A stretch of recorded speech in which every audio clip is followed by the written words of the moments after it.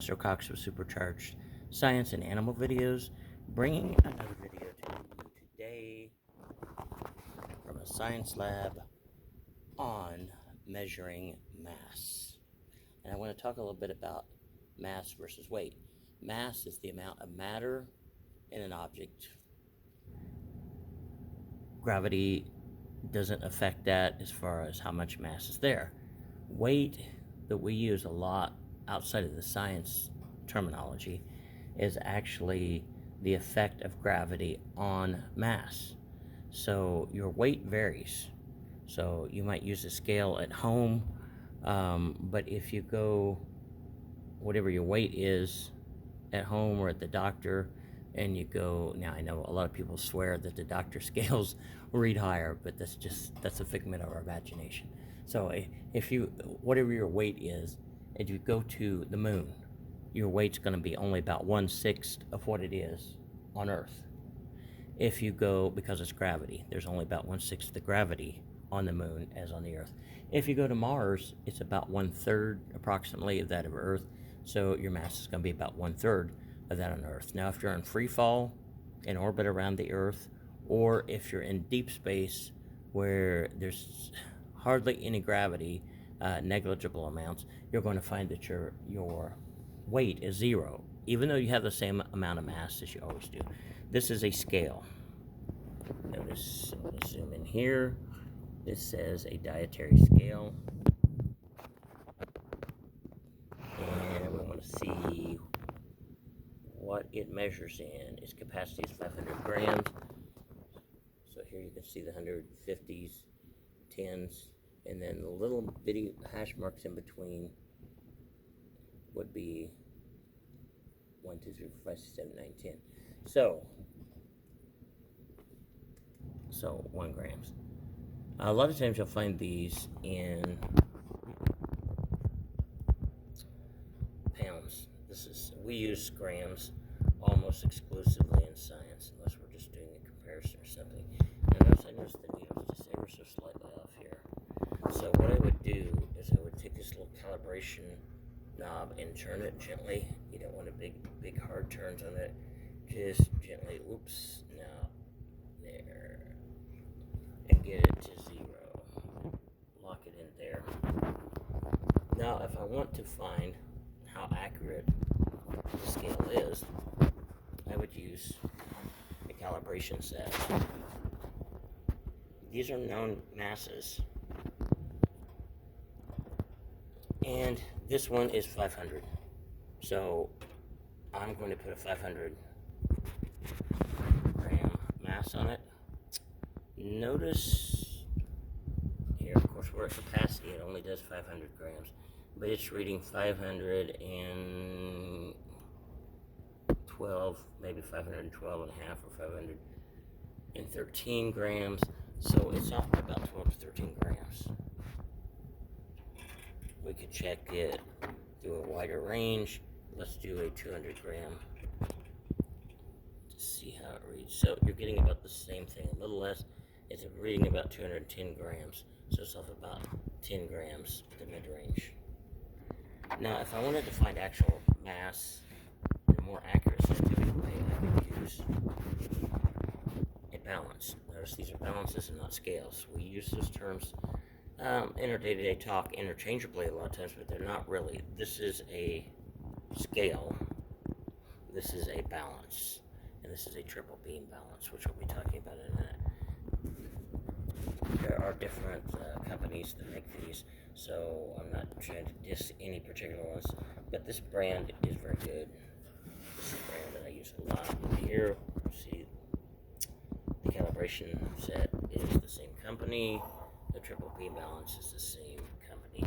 So this is a triple beam balance. Here you have 3 beams. The first one's set in grams. So 1, 2, 3, 4, 5, 6, 7, 8, 9, 10 grams. The little marks in between are point. 0.1, 0.2, 0.3, 0.4, 0.5, etc. The middle one is measured in 100 gram units. Now there's little notches on these, and you want to make sure they're notched in.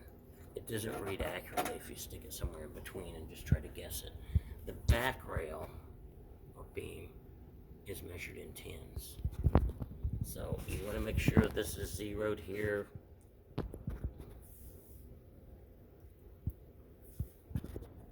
So that those two hash marks line up. I had it zeroed a little bit ago. This is my third or fourth shot at making this video, and I kept having either someone would come in, interrupt the video, or there would be some kind of problem. The first round, I kept accidentally shutting the video recorder off. So here, see, it's awfully close, balanced. If it's not zeroed, there's a little knob here. You turn it gently to the right if you want this to go down, gently to the left if you want this to go up. Now, if I'm measuring the mass of a beaker, that's one thing. If I want to find the measurement of a powder or a liquid in the beaker, I would first find the mass of the beaker, then I would take it off, fill it, or put however much of the substance you want in it, find the mass again, and I would subtract the smaller number from the larger number to get the actual mass of the substance, because you're not wanting, in that case, the mass of the beaker, you're just wanting the mass of the substance. Let's find the mass of the beaker in this case. So it's not heavy enough, or I shouldn't say that. It doesn't have enough mass. Heavy is usually weight. It doesn't have enough mass to use the 100 scale. So make sure those are a notch. Look, 70 grams is too much. Let's see, go down here. So let's back that thing up and go back over here to 60. 60 is not enough. So we'll gently start moving the 1 scale.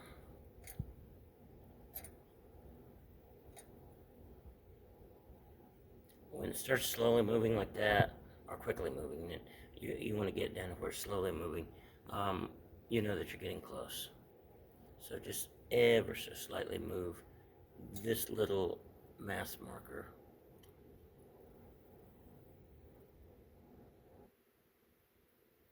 Notice it's not quite zeroed. I want it exactly zeroed, as close as I can possibly get to it.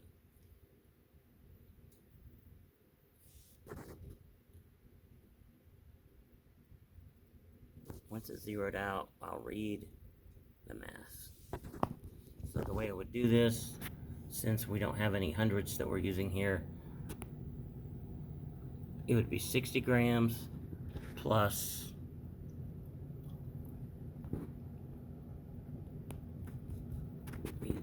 8.9 grams. So it'd be 60 grams plus 8.9 grams. That's 68.9 grams.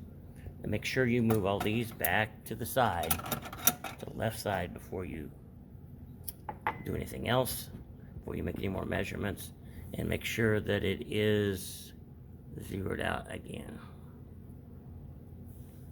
Now I'm going to check the mass with the triple beam balance of the 500 calibration known mass.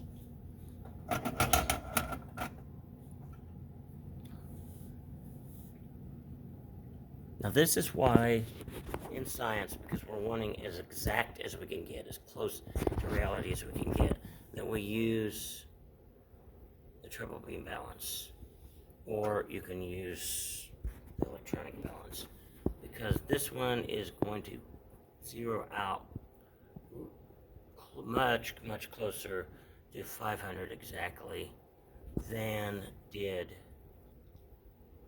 the scales.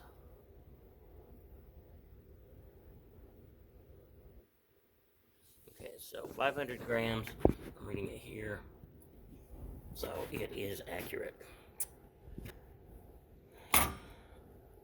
It's a nice little brass calibration set. So much for mass and weight and measuring them. I'll catch you in another video.